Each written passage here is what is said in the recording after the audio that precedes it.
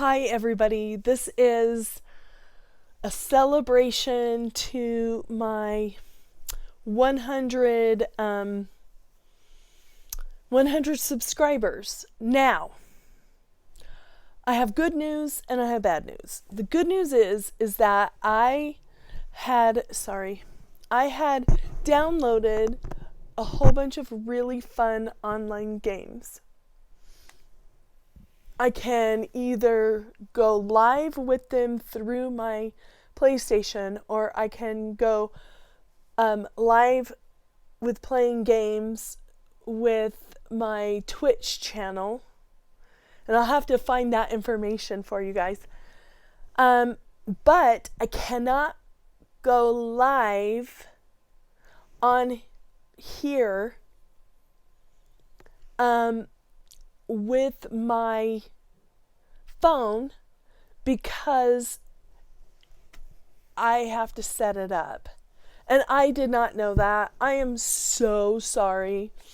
Maybe in the future we can go live on Facebook.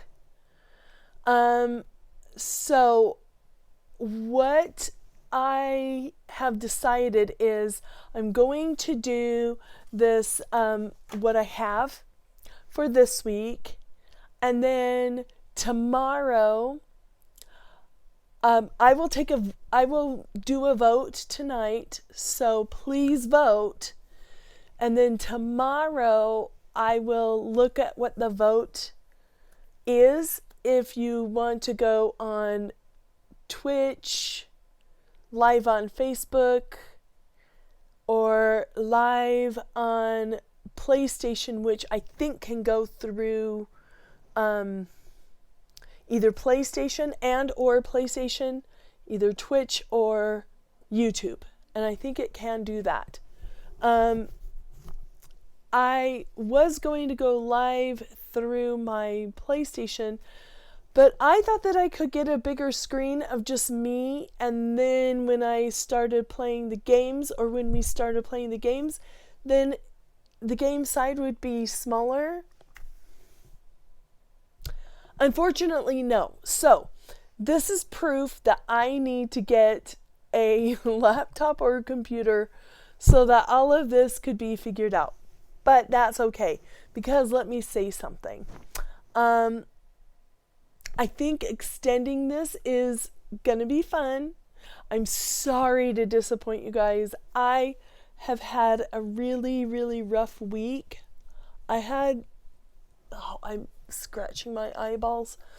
I've had a couple of things happen this week, and my last day of my older job was on Tuesday morning, and since then, it's been a really rough week, and that should not be an excuse, but here I am. So, I'm happy to even be here at all. Still have a nasty cough. Well, it's not all the time. Okay, so let's get into this. 100 subscribers. First of all, you guys are so awesome. Thank you, thank you, thank you so much. There's not enough thank yous for any of you, because I know that it was you guys that made it possible. I mean, I know that, but no, number one. And number two, you guys made it work. You guys had to have told friends or something.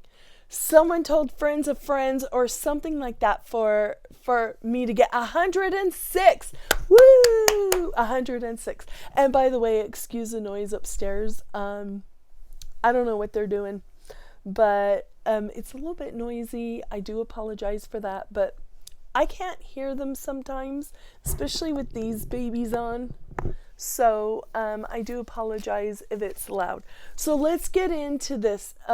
Gosh, it has been so amazing. I've been on here for about a year now. I think a year in March, which to me, I think that that's a big enough thing, but I'm kind of disappointed with myself, so I'm making more goals for this year, and one of them is to upload more often. And then I'm going to go to the library to get a lot of my information because I've tried to do it online and I'm just not finding things. But I know that there's a lot of folklore all over, and a library is a perfect place to find that kind of stuff. So here's for hoping.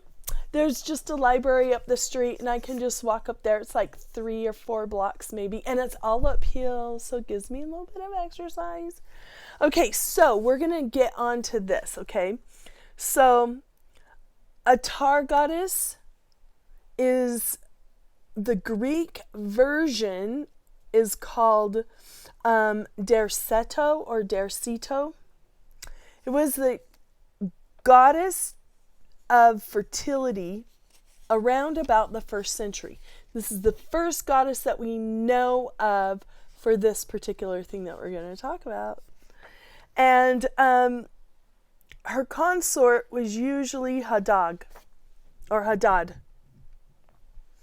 Doves and fish were sacred to her. Doves are the emblem of love, and fish are symbolic of fertility and life in the waters. Can you guys guess what it is yet? At Ugarit cuneiform tablets have been known to attest to the multiple Canaanite goddesses. 3 are intertwined with Atargus. So, Atirat is the lady of the sea and the mother of gods. Anat, a war goddess. And then Atart, yeah, the goddess of the hunt. And she does have a warlike character, similar to Anat. She is regarded as the analogous to Ishtar, which is also the goddess of fertility, the goddess of the hunt, and then that's kind of where they believe that bunnies come from. So I don't know why I know that kind of stupid stuff, but I do. And Ishara in Ugarit, and could possibly be connected to love. So I'm not sure if you guys got it yet, but we're talking about mermaids. Mermaids. This is for my daughter because she really wanted to know if I would talk about mermaids. So here we are talking about mermaids. Okay. Directo fell in love with a man several years her senior.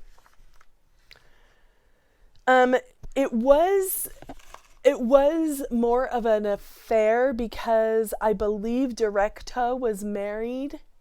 And I can't believe to whom, but I think it's in here. I think I wrote it down. But she bore a daughter. However, she was so ashamed of this love affair, but she did love him so much that she felt that she brought shame to her husband and the family because he's a king, and then he's also a god, and she is a goddess, and so she was so ashamed with herself that she flung herself into a lake near Ashkelon,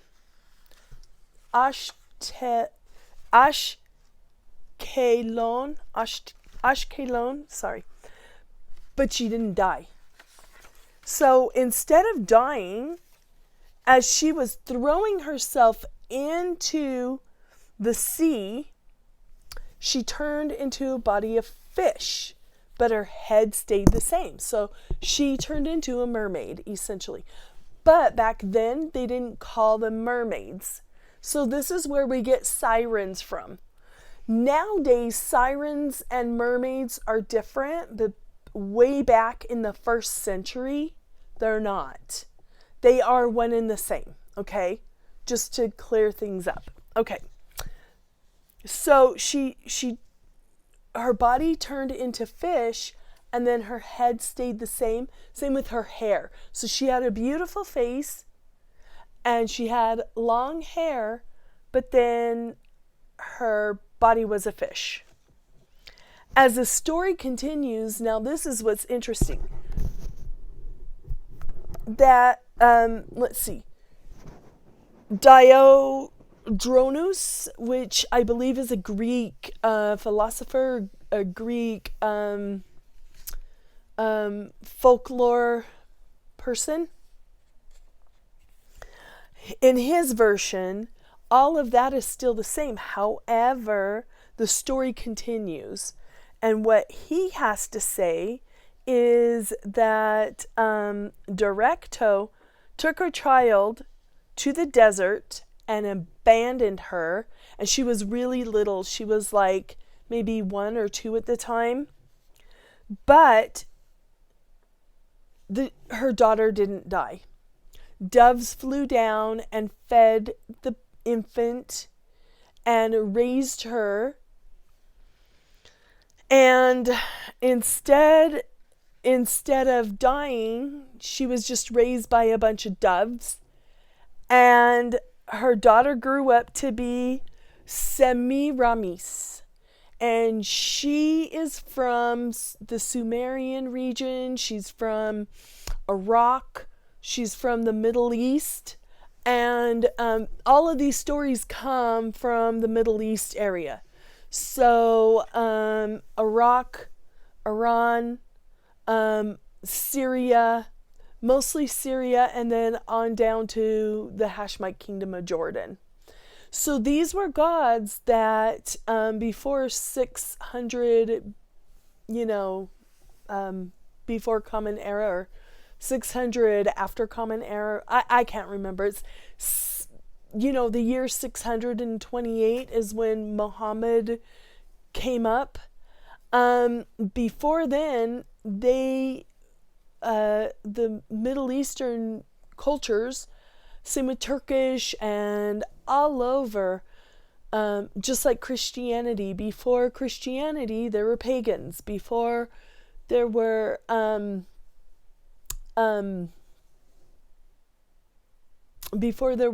Muslims, each region had their own folklore and I should say pagan gods that they worshipped. And Semiramis, she is also a siren. If you see pictures of her and everything, she is, in all intents and purposes, she's a siren. Sirens are different than mermaids. So sirens can develop legs and can walk on earth. But then as soon as they go into the sea, they develop fins. And so anyway, she was fed by doves, and she became the Assyrian queen. So you can look her up in Semiramis, or the Assyrian queen, and you will find she's one and the same. Semiramis' mythology is fascinating. It truly is something to look into. So the original mermaids are essentially sirens.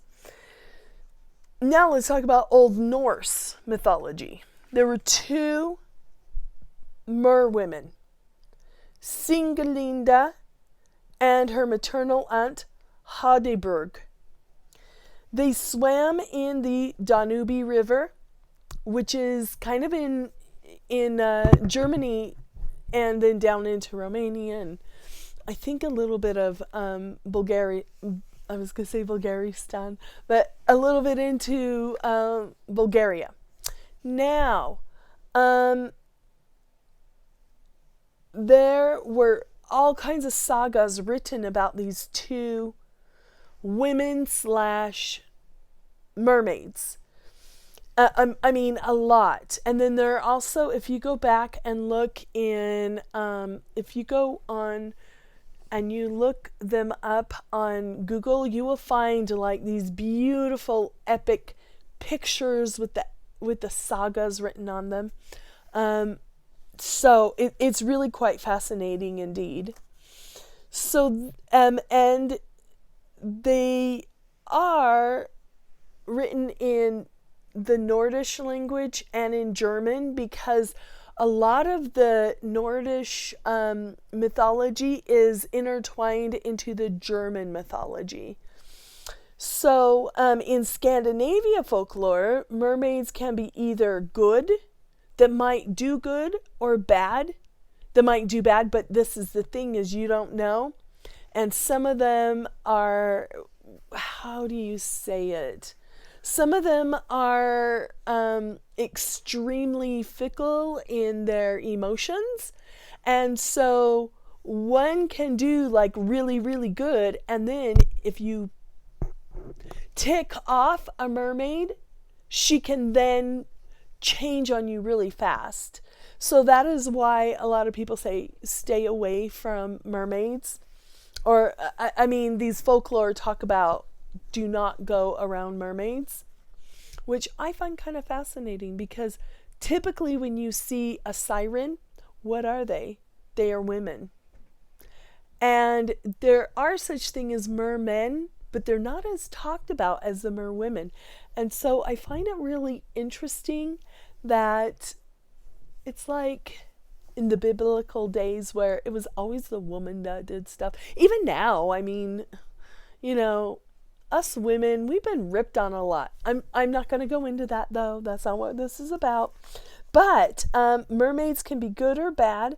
They might help humans, or they might lure sailors out of their boats and ships to be taken into sea and then never heard of again. There have been known that some sailors, and it's in some captain's books and stuff, that some sailors will swear that they see a mermaid, and they swear that the mermaid is calling to them, and they will jump in the ocean and vanish because they believe that the mermaid had lured them into their I don't know, cavern or wherever they live. Okay. So in the Ottoman Empire and the Byzantine folklore, it has been the conception of both siren and mermaid. Now, this is what I found interesting that I did not know, even though I love Alexander the Great. Just, I don't know why. He just sounds handsome, doesn't he? Anyway, but he's like a terrible person. Oh, well. So, Alexander the Great had a sister named Thessalonica. And Thessalonica is also an actual really beautiful city. It's amazing. So, anyway, he had a sister named Thessalonica. And upon her death, she turned into a mermaid. And this is like written on tablets. This is like a known thing that his sister was a mermaid when she died. And she lives in the Aegean Sea. And in other languages they say Aegean Sea. But she lives in the Aegean Sea. And according to legend, she will ask sailors on any number of ships. She will choose them, or sometimes they're random, but most of the time she chooses them. And she will, when she encounters a ship, she will say, "Is King Alexander alive?" And there's only one right answer. And that is, he lives and reigns to conquer the world. And he has conquered several cities, and he just has conquered the whole world. If you say that, then she will guide you safely through the Bosphorus, which is extremely difficult to navigate. And you have to be a Turkish sailor that has very deep knowledge of the Bosphorus Sea, because it is it is one of the most difficult places to go through. And so for centuries, there is kind of this law that you have to be guided by Turkish sailors to get through the Bosphorus.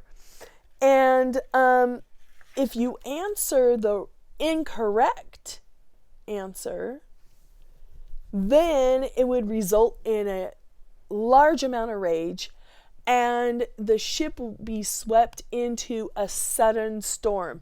And there is known in the Black Sea and in the Turkish Riviera, I guess you could say, the waters are very interesting. It can be super, like it would be super sunny where we are out, and then clear out in the sea, you'll go, oh wow, that looks like a storm out there.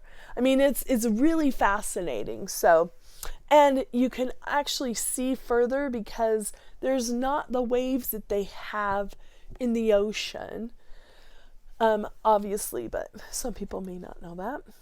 Legends in every culture and from every parts of the world have legends and folklore about these beautiful folkloric creatures, the mermaids and sirens. In the book of 1001 Nights, and I remember reading that. It did not take me 1001 Nights to read. Oh, I know. I think I'm so funny, don't I? I know I'm not. Anyway, there are stories about mermaids. In some tales, instead of calling them mermaids, they are called sea people or water spirits. And they look like humans in every way, but they can live and breathe underwater.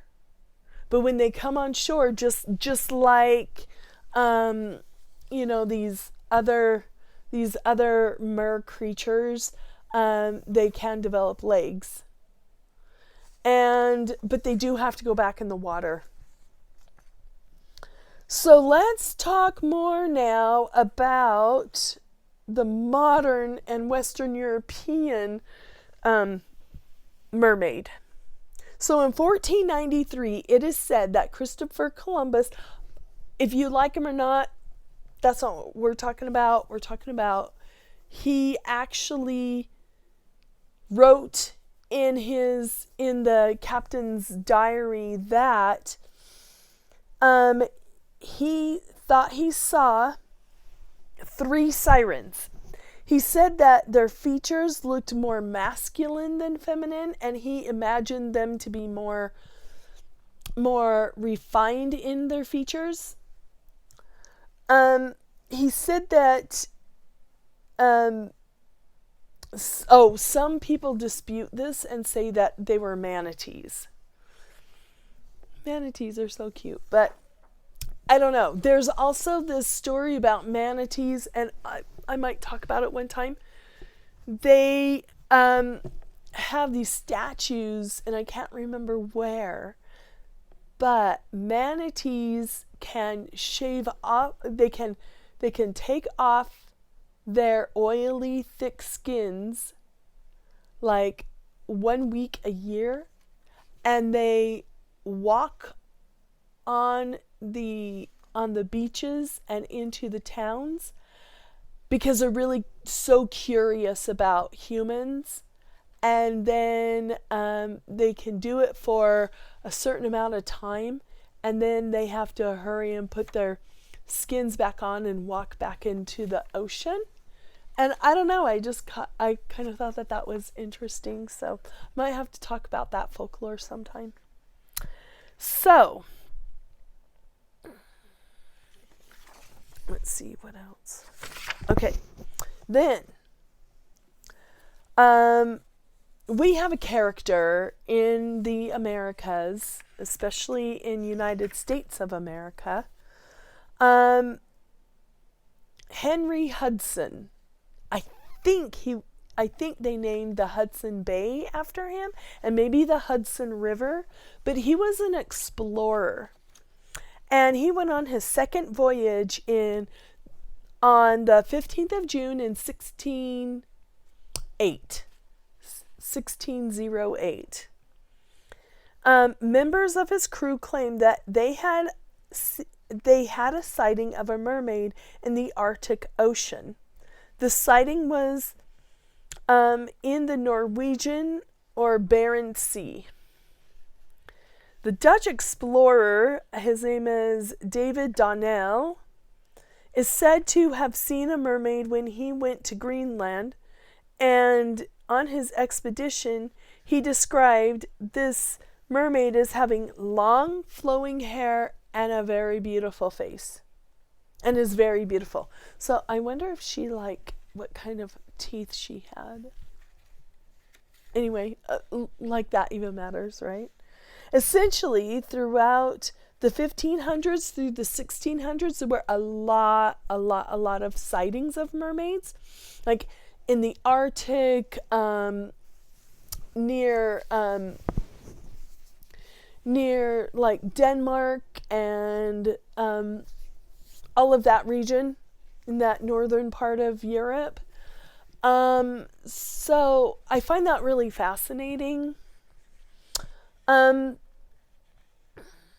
The legends changed for Western Europe with the publication of Hans Christian Andersen's story, The Little Mermaid. In this story, it's not like the Disney version. The youngest daughter of King of the Sea or King of the Ocean, he had this daughter that was very, very intrigued with humans, and her father would warn her, be careful because humans are not kind and you don't know what they will do. Us humans, I mean, we are kind of mean. And so she would watch from the outside, and she would watch the shore, and she fell in love with this prince that she would see on the shore, and she just loved him. From the moment she saw him, she's like, I have to marry him. I have to meet him. And so she wanted so badly to meet him that she decided that she would want to give up her mermaid soul for a human soul. Even though humans live a lot shorter than mermaids do. They have a lot shorter life than mermaids. So her desire to become a human was so insurmountable that was all that she desired. She wanted true love and a human soul so badly that she traded her fishtail in for legs. It was excruciatingly painful for her to do this.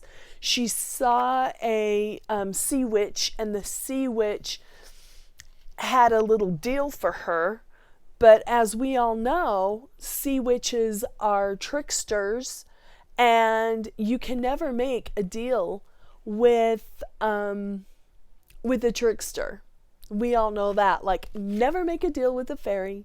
Never make a deal with a leprechaun. I mean, it's just like given. Anyway, so the sea witch had given her a potion for her legs to drink. But she could not speak. So she became mute. So she had legs, but could not speak now. And she... okay, so now that she had legs, the sea witch told her, and now that she doesn't have a voice, the sea witch told her that the prince must fall in love with her, true love, or she will die, and she will not become a mermaid, but she will die. So, the now human princess was told to keep her immortality on their wedding night. She was given a magical knife, and this knife was she must stab the prince to death. That way she can live forever. But if she doesn't, then she will die. So she refused to kill the prince. So she died, but instead of just dying and going away, she became sea foam. And in mermaid fashion, she dissolved into sea foam. However, her pure love and the act of selflessness gave her a second chance. She was resurrected into an air spirit. Now, when I say that she died, she committed suicide to save the prince. Sorry for parents that don't, I'll put a warning in here. But she, so that is like the sad version, and that is the true version of what Hans Christian Andersen wrote.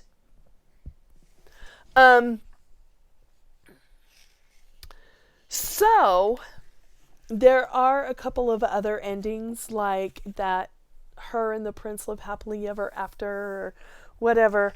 And even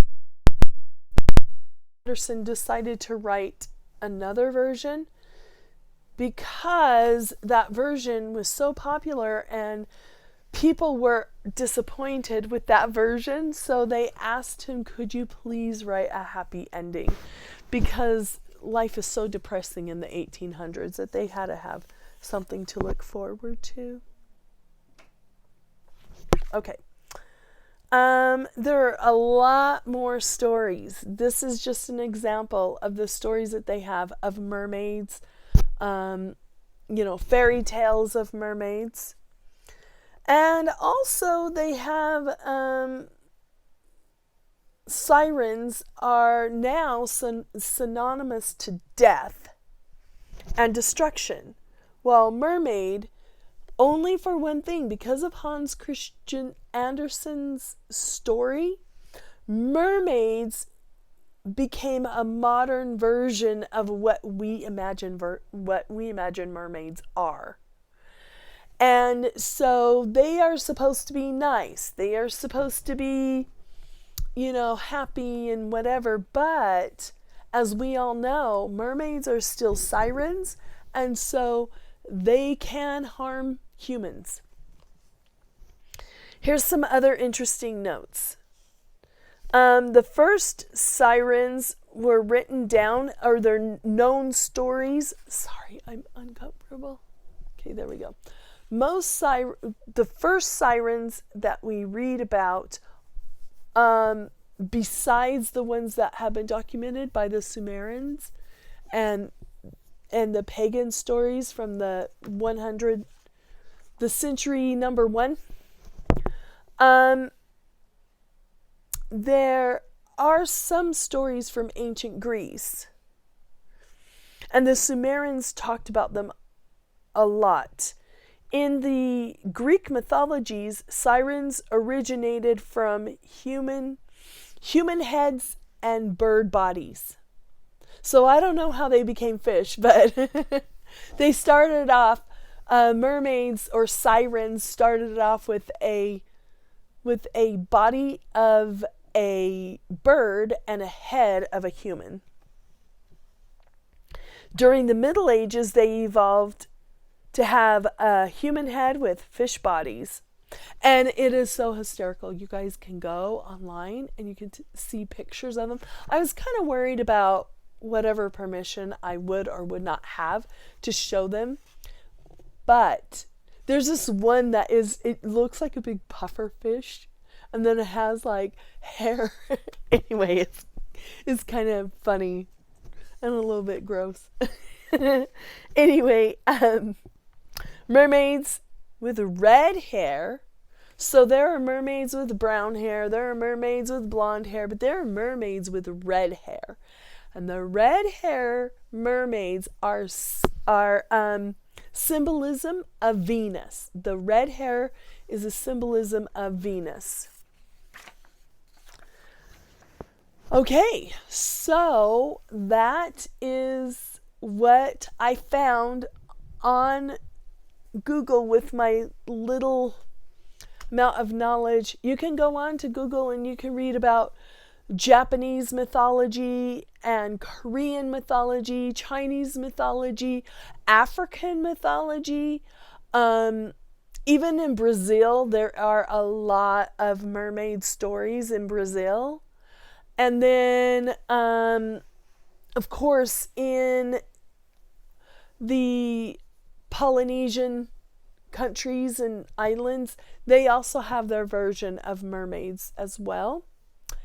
In India, they do. In India, they have one or two goddesses that look like mermaids.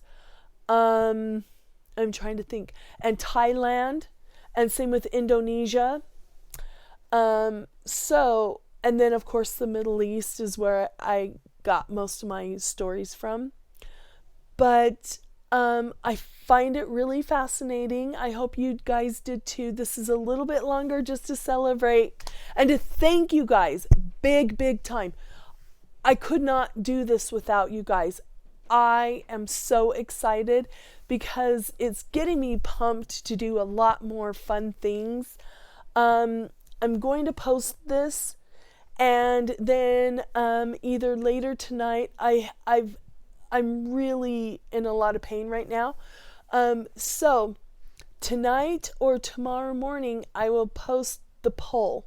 And if you guys want me to go live, if you want me to go on to YouTube and we can play some interactive games so that you're not watching me play games, that'll be really fun.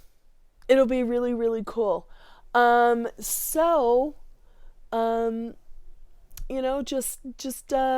let me know in the comments, and I will either make a short I'll make a short about what the decision is, but I'll do a poll.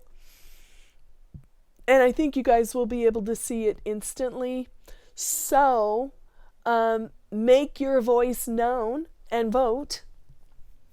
If you don't want to vote, that's okay. If nobody votes, then I will have to choose. So, get your pickins. Get your pickins.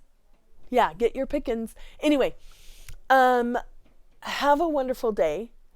Thank you so much for my subscribers. Most of you found me on Facebook. You can follow me on Facebook. I want to do more things about the Para-Weird, and so I'm thinking about opening like a group for us to kind of chat, and so I can get to know you guys better. If you like that kind of thing. Of course, there will be no advertising on there. It'll just be strictly just us having conversations. And I want to keep it that way. But I really want to thank you a ton for coming out today, taking time, being a part of this. To me, it's a huge thing. And I love you guys. And I will see you tomorrow or sometime next midweek. I have to figure out my schedule because Monday is my first day on my new job. And it's going to be very physically active for me, which I'm really excited about because that will actually get me in shape. Yay! So have a wonderful night. Have a wonderful weekend. And we will see you again soon. Ciao!